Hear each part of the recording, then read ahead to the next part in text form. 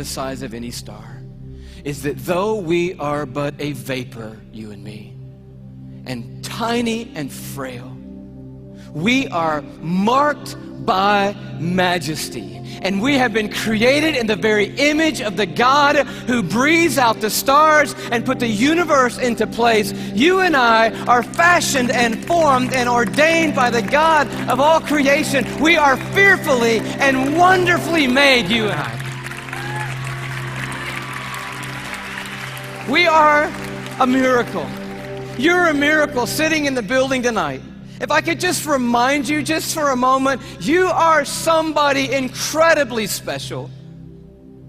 Let me just dial back to the beginning, and I know you know this already, but in the very, very beginning, here's how you happened, okay? One cell from your mom found one cell from your dad.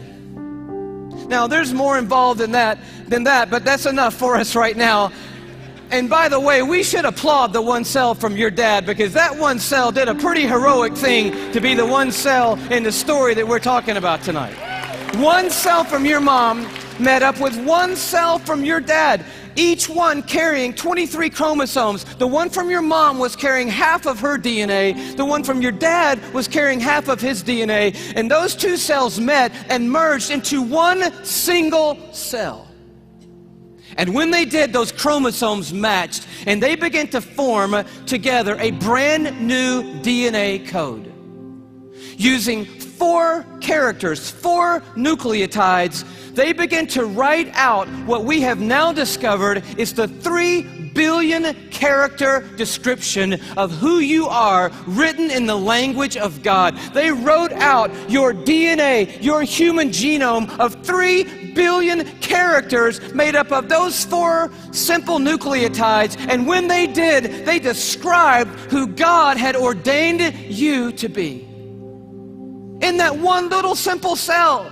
Scientists say if you took the DNA out of that one little cell and stretched it out, that DNA would be 6 feet long. 3 billion characters stretched out to 6 feet long. So amazing that if I were to read your DNA, reading 1 character per second, night and day, it would take me 96 years just to read the description of you. And when they formed together, they wrote out and painted a picture which had never been written before in the history of humankind. And then that cell did the unthinkable. It set out to build that model from one cell. I'm telling you, you are a miracle sitting in this building tonight. And you have come a long, long way. I mean, here you are. This may not be in the family photo album, but here you are at 3 days old. 16 cells of you. You say, what in the world is that? It's a 16-cell human embryo on the tip of a safety pin at incredible magnification.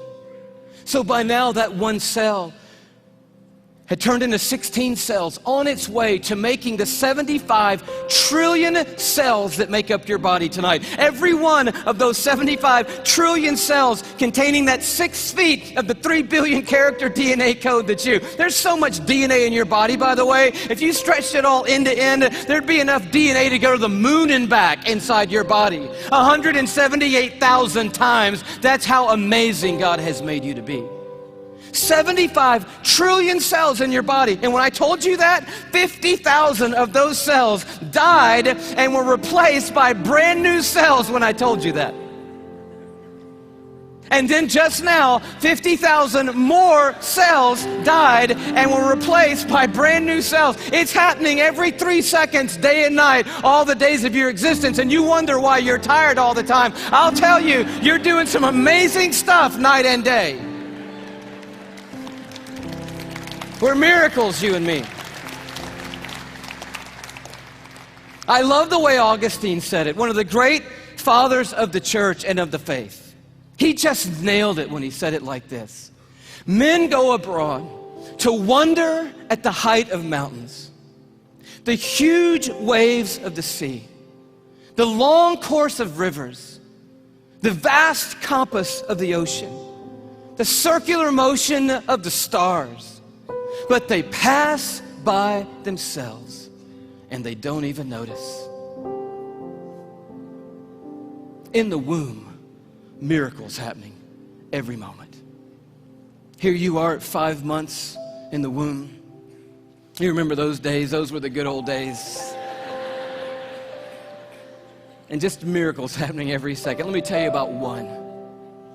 Million optic nerve endings left the optic nerve center of your brain in the womb, headed for 1 million optic nerves that had left your eye. And they had to meet and match their exact partner, 1 million looking for 1 million. And when they found their exact partner out of 1 million and matched up together, in that instant you had sight.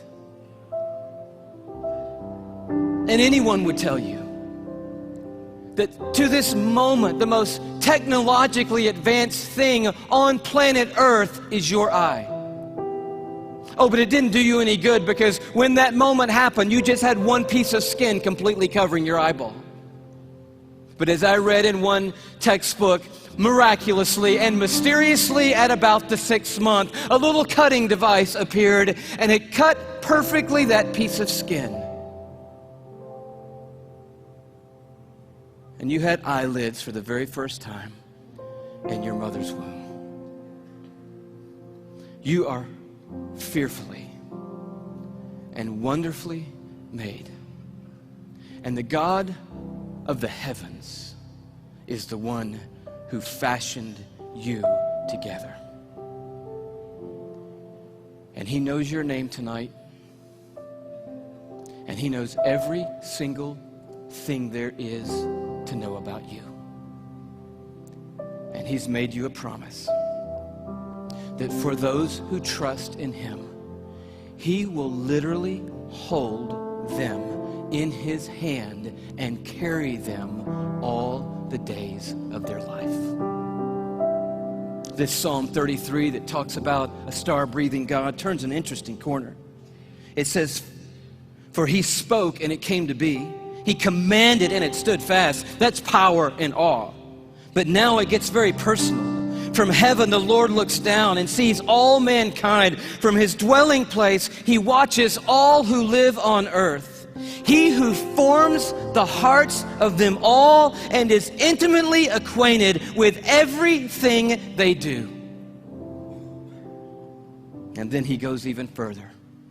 And he says, "The eyes of the Lord are on those who fear him, on those who hope in his unfailing love." And here comes this promise: to deliver them from death and to keep them alive in famine.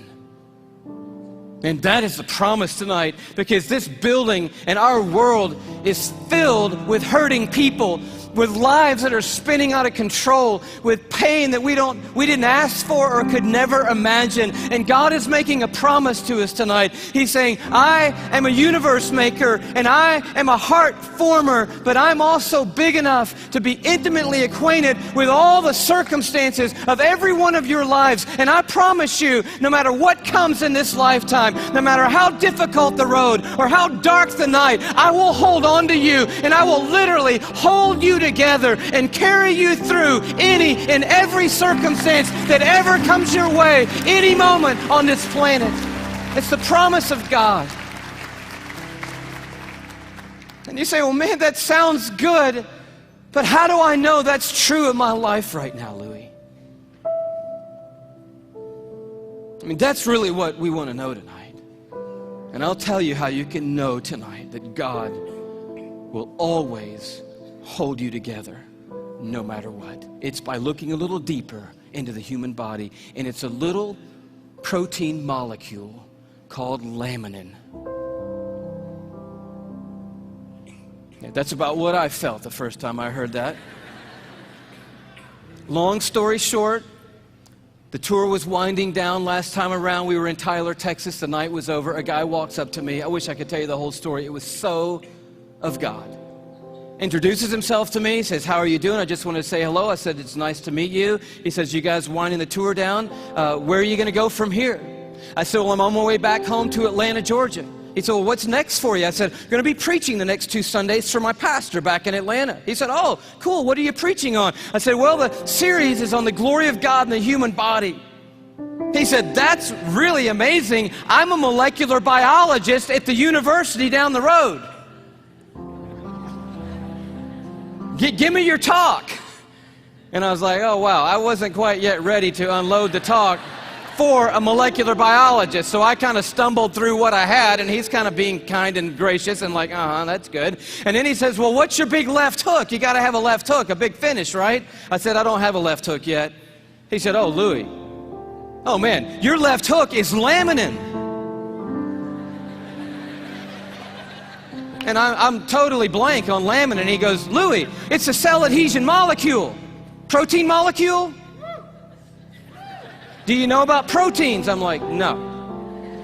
He said, Louis, cells organize into certain molecular structures, and that determines what protein there are. There are between 10 and 60,000 proteins in the human body. We don't even know how many proteins are in the human body. But one of them is a cell adhesion molecule. It's organized into this certain structure, and that tells the cell what its job is in the body. And this one is a cell adhesion molecule. And I'm like, all right. He said, no, Louis, it's like the rebar of the human body. The steel they put in the concrete when they lay the foundations of things, it's that stuff. It's holding your membranes together. It's the glue of the human body, Louis. It's laminin. You got to tell them about laminin.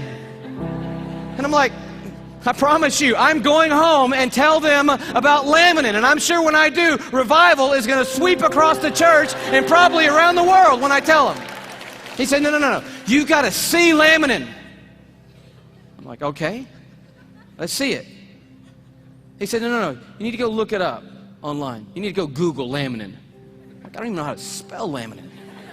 Takes his card out. He writes on the back, Laminin. I'm like, okay, I cannot wait to get to my computer and get on Google, click on images, type in laminin, and I'm waiting, and these little thumbnails come up on the screen, and I'm like, wow, that's laminin? The cell adhesion molecule. Woo! I am so excited. I am beside myself. I cannot believe what I'm seeing. I love laminin. I'm so fired up. You should see laminin, I guess. That's the thing, right? Okay. Here is a scientific diagram of the laminin cell adhesion molecule that's holding your body together right now. Okay, this is what I found right here.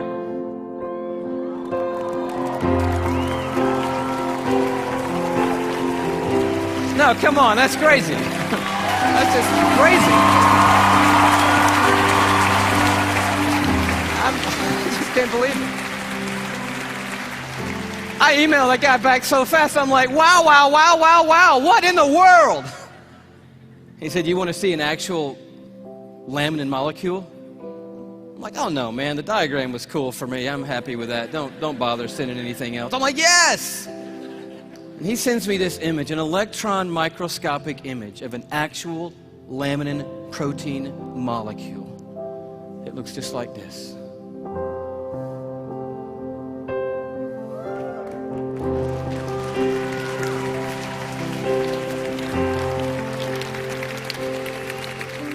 I'm like, how crazy is that? That the stuff that holds our bodies together, that's holding the lining of your organs together, holding your skin on, is in the perfect shape of the cross of our Lord Jesus Christ. And immediately I'm thinking about the words of Paul in Colossians 1. You know this beautiful passage where Paul's talking about the supremacy of Christ and the sufficiency of Christ. He says, for by him, talking about Jesus Christ, all things have been created, things in heaven and things on earth. All things were created by Jesus and for Jesus. But then the next verse goes on to say this. It's crazy. And he, Jesus, is before all things, and in him, that is, in Jesus Christ, all things hold together. It's right there. I'm like, of course they do. Of course they do. Everything holds together in Jesus Christ. And he goes on at the end of this paragraph, and he just tells the story of grace. He says, "For God was pleased to have all his fullness dwell in Christ, and through Christ to reconcile to himself all things by making peace through his blood shed on a cross."